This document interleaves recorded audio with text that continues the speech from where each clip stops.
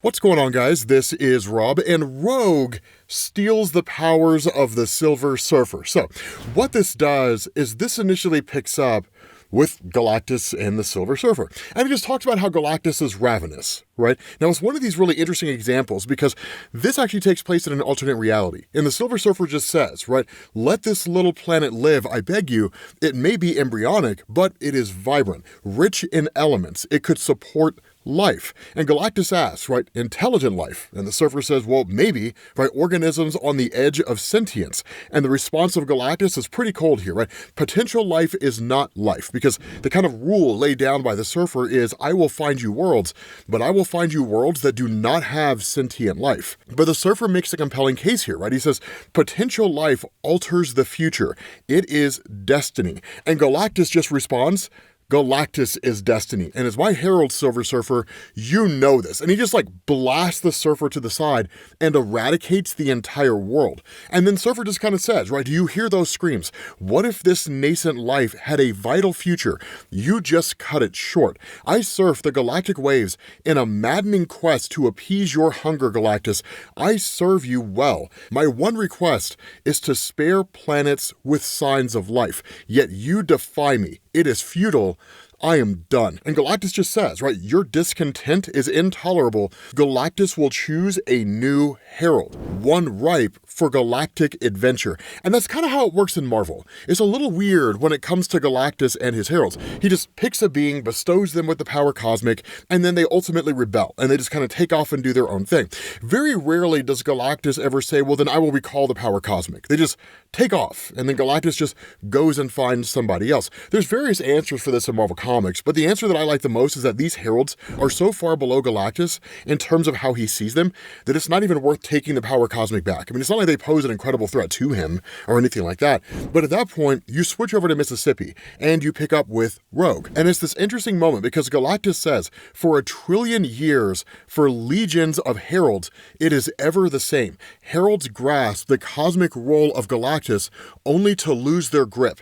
It is maddening. Emerging life may have potential. It may even have sentience, yet it is no match for the divine equilibrium achieved only by Galactus. And he just cast the Silver Surfer down. But that's an accurate statement, right? One of the things that superheroes on Earth, and really almost everybody outside of the Fantastic Four, always seems to forget is that when it comes to the goings-on of cosmic entities, they don't really much care about what happens with pretty much any other form of life, so long as that life does not present a credible threat to the cosmic order of things, lest they invoke the ire of the living tribunal. Cosmic entities just do their own thing, right? The kind of stuff that Galactus does, consuming worlds, we know from the trial of Reed Richards, it's the natural order of things. It's how the universe works, and it's the role he plays. And so when Surfer comes crashing down to Earth, Rogue happens to see it, and she thinks it's maybe some kind of a shooting star or something like that. But one of the things to specify here is this is very early in the days of Rogue. And so when she gets over to where the Silver Surfer's at, she just says, breath and a pulse. Cool. Still alive, barely, right? Don't worry, handsome. I learned mouth-to-mouth CPR on a gym class dummy. And she just kind of asked, right? Are you some kind of an alien, right? I've never really kissed anybody before, and maybe you're just too far gone to need the kiss of life, but let's give it a shot. And when that happens, her powers kick in. And as soon as that happens, she starts absorbing the memories and the powers of the Silver Surfer. And that's why she says, right, his name was Norrin Rad. He loved Shalabal and lived on Zinla. How do I know all of this, right? I kissed the Silver Surfer and he gave me power and all of his memories. And then once she kind of snaps back to reality, right, she just says, I know his entire life story and I know that you got a raw deal. Boss man Galactus stole your love, your life, and your planet. And you and the Fantastic Four saved my planet and I thank you for that. And so she just says, this super juice surging through me, my body can barely handle it. And I feel that Galactus is pulling on me. And I just got the same raw deal that you got, didn't I, right? Robbed of my own destiny for some big, gigantic job that I don't want. And so at that point, it switches over to the Watcher. Because as you guys know, the Watcher is the laziest cosmic entity in Marvel. He didn't do a damn thing. He just sits around all day, just watching the boob tube as like the universe unfolds. And he just says, Anna Marie of Mississippi, she ran away from home so often her parents called her Rogue. Her latent mutant power to absorb life just kicked in with a kiss, splitting her future. She would have joined a brotherhood of evil mutants and become a villain, which is true. Technically, Rogue was first introduced in Avengers Annual number 10, and Mystique used her to infiltrate the Avengers Mansion, and she dominated everyone. I have made a video on that story. You'll find a link to it down in the description. You can check it out after this one if you're interested. But while Rogue's just like surfing through space in a whole new getup, which looks really cool actually, she just says, I get it, Galactus. Your job is to kickstart new life by eating planets. And I know all about controlled burns and the price that comes with it. A lot of cute bunnies have to die so that I can chow down on my corn on the cob. Doing that on a cosmic scale, it's not my kind of party. My dad tried to break me, my school tried, my Aunt Carrie. Now, you think you can break me, Galactus? Not a chance, right? No one breaks Rogue. And so she immediately goes and confronts Galactus. But along the way, she starts passing by certain things, right? She passes by New Orleans, she passes by the X-Men's Blackbird, and there's some interesting comments that go on here, right? Like Storm says, for example, did you see that gorgeous entity streak by? Inspires a curious feeling, Logan, as if I just lost someone dear to me. And Wolverine just kind of says, right, I get it too, Storm, right? I have that same feeling. And it's that kind of sentiment over and over and over again, right? Gambit kind of has this lingering feeling, right? When Rogue flies by, it's like, it feels more like the ship just passed me by, right? Unlucky in love, lucky in cards, your bet. You have Destiny and you have Mystique who comment on this. And Destiny says, a new mutant just leapt out of our fate and into another's Mystique. We lost one that we could have called daughter. And Mystique's kind of dismissive, right? Like the idea of a daughter, nah, that sounds crazy. And Destiny just kind of says, right? Like, I am blind, but I see a future lost. But the Watcher kind of gives us perspective, right? He says, Providence shifts. Rogue would have eventually joined the X-Men to become a hero. She would have found love with the mutant Gambit. All these opportunities are gone. And so at that point, Rogue goes to confront Galactus. And she just says, right, like, you just stole my future from me. And for what? I'm doomed to witness endless genocide? And Galactus just tells her, right, as my herald, it is your privilege to join in keeping celestial balance. And he just kind of like goes on with the Galactus diatribe. And Rogue calls him out. Right? Like, I mean, as most of you guys know, when it comes to Rogue in Marvel Comics, she doesn't put up with any of that nonsense, right? And she just says, cut the bull, right? I get the concept. And it doesn't mean that I have to like it or do it. And she even asks if she can call him Big G, right? And he's just like, no. You can't, right? And so she's like, you want me to find planets that you can wolf down every day and then rinse and repeat in some hell loop for all eternity. Your last Herald the Silver Surfer, he's a smoking wreck, and you can't bribe me with a flashy outfit and swanky powers. And I sense this little critter's got ways of talking, like how mushrooms talk with their fungus roots, like ants telling each other where the picnic's at, right? And she's like, I think it communicates in secret ways, talks in color and radar and vibrations, and you slaughtered all of them when you destroyed this world. You could have at least let a couple of them live. And Galactus just kind of fires back here, right? He was like, Galactus must feed now. As you are my herald, Galactus compels you to find me a planet. And Rogue just kind of chastises him and then like punches him, right? You know, she's just like, I know toddlers with more impulse control than you. You can eat planets when I find an energy-rich dead planet, right? And Galactus is just like, obey, right? Galactus speaks like, do what I tell you to do. Right, quit giving me sass. And she's just like, why do you refer to yourself in the third person? Right? Only fatheads do that. And your burn and pillage routine, it's so medieval. It's time to grow up, right? And then like Galactus just seizes her and she just flat out tells him, right? No matter how hard you try, some mutts just will not house train. So let's go, right? Let's go find you a planet that you can consume. But notice this, right? Rogue has this idea. She simply just says, I can nip at the bull's heels, but he's too big to topple, right? I simply just have to like trick the guy. That my mom told me one smart thing. She said, if you don't want to keep a job, don't do it well. If you don't like washing dishes, prove that you're bad at it. And so she's just like, I have to dupe Galactus into firing me off of a job that I simply just don't want. So she takes him to a world that orbits a black hole. And she just says, like, I know all the Silver Surfer knew. I knew everything that he remembered. And he didn't dare give Galactus this planet. That Surfer feared the slumbering beast at its core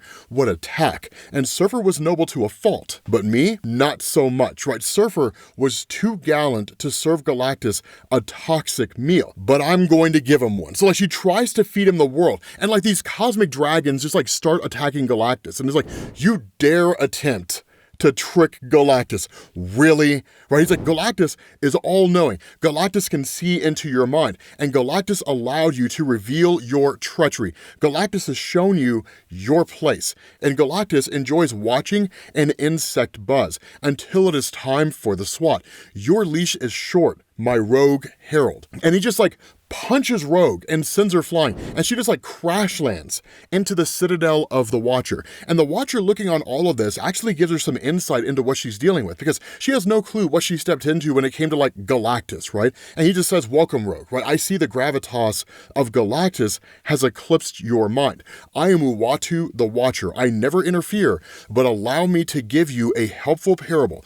The Buddhist monks of your earth sweep the path ahead rather than risk stepping on a single ant. It is noble, but nobility is not the way of Galactus. The Galactus consumes forces and objects of great power. In their destruction, they stimulate new suns and new universes. And with Rogue hearing this, she's just kind of like, I mean, I get it, right? You know, like, the endless thing, you know, Galactus destroys all kinds of stuff. That's just the way that he does, right? He operates on a grand opera scale. But this guy is going to drive me crazier than a cricket in a hubcap. And so she just asks, right, are you big boys so sure that the lives of lowly entities are expendable? And the Watcher just tells her, right, like some concepts transpire on a level beyond human debate, Rogue, but a great herald can use wit to temper Galactus. And he just says, Galactus has had ruthless heralds. They did his bidding without a flicker of conscience. What a rogue herald brings to his table is pure rebellion. Wield the power cosmic wisely, and Galactus will learn from you. As is often the fate of beings at the top, Galactus can know loneliness, so challenge him. And so Rogue realizes what it is that the Watcher's saying. And so at that point, she takes off to meet with Galactus directly and essentially strike a deal, right? She just says, right, I get that it's your way or the highway, and that's fine, right? I choose the highway. And if you insist on enslaving me, then I will not reward you by being entertaining. You will never know my sass or my joy or my sorrow. And given how she's talked so far in the story, that sounds fantastic, right? Rogue not talking sounds incredible because she's talking like a full-on buffoon in this story. But she says, I could drain all of your power with one touch, force you to go on a hunger strike. And that's where Galactus actually reveals the bigger picture here. He says, your spirit has earned you a reward. You wish to touch Galactus, then Galactus will reveal the merest glimpse and allow you to witness what would transpire if, as you put it, Galactus went on a hunger strike. And he shows her what the universe would look like. He says, no planets consumed, then no new stars or new universes will ever be seeded or grown. With the loss of new cosmic energy, the Big Bang would reverse and devour all life, and endless empty cosmos. And Rogue, in hearing all of this, just kind of recognizes the pain, right, that we as the reader know, but she's kind of discovering for the first time, that like Galactus doesn't like what he does. He doesn't like the idea of having to go through and consume worlds. He just recognizes that's his fate within the universe. And he's certainly not doing anything as stupid as trying to kidnap a kid so he can like transfer his hunger to the baby. But he tells her, right, a rogue is an entity who goes their own way. Speak your mind. I granted the Silver Surfer's wish to spare Earth. Galactus will grant you one desire. But what Rogue does is actually ingenious here, right? She says, when I caught that little plant critter from that planet that the Surfer tried to stop you from eating, I felt its mind and realized something. To eat a planet is to destroy a culture. Every people, every tribe who lost their rituals, their language, their music is a cosmic loss. My Aunt Carrie told me about the story of Noah's Ark, how Noah spared 2 of each creature from a great flood. And so I'll lead you to planets to gorge on, but only if I can spare 2 of each one. And Galactus just simply says, fair, right? I will entertain this idea. Which 2 of each planet will my rogue herald choose to save. In that choice of who lives and who dies, you will begin to comprehend the way of Galactus, because that's going to be the difficult choice. It's one of these ideas where it sounds great on paper, right? Like the empathy of it sounds so fantastic, but the practical application is anything but. So basically, she was acting first and thinking second. And that's kind of what she's left with here. Because in recognizing what Galactus is and the purpose that she serves, she simply just says, we can collaborate, and you better not break your promise to build a celestial ark. And the response of Galactus, right? Well-spoken herald rogue.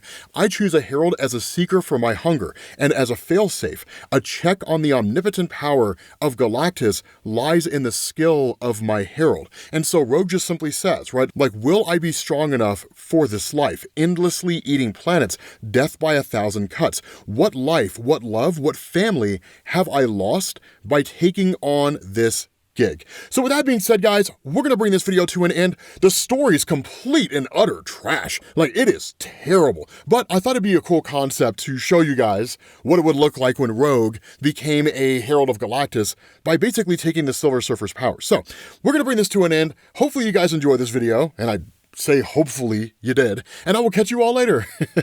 Peace.